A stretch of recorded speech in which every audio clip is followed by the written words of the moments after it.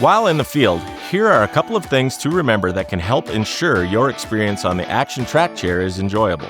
Please note that these videos are not meant to replace understanding the owner's manual that can be found on the Game Fish and Parks website, but is meant to provide an avenue to understand some quick fixes.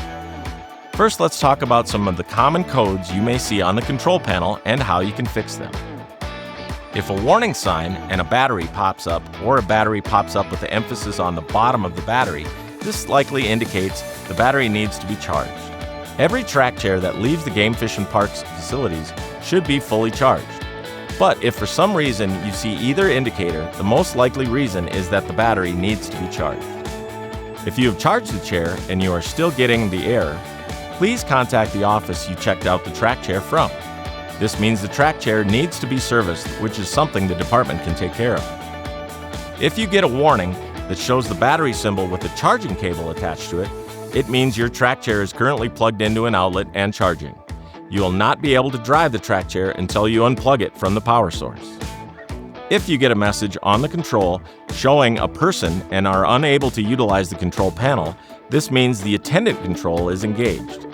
Once you disengage the attendant controller, you should have the ability to use the main control panel for movement.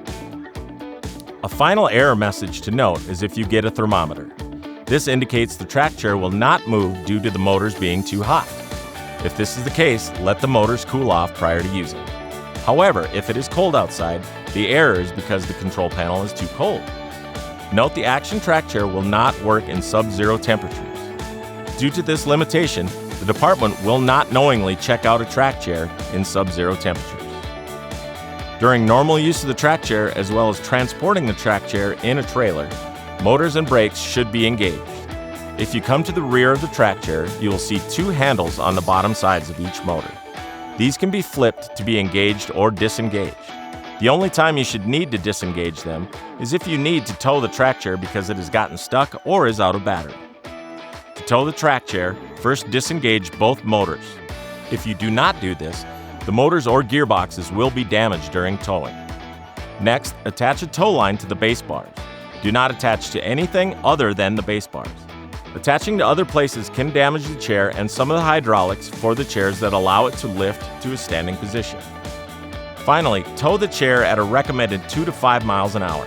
If you tow any faster, it could cause damage to the motors. For more information on towing or error messages, please review the user manual.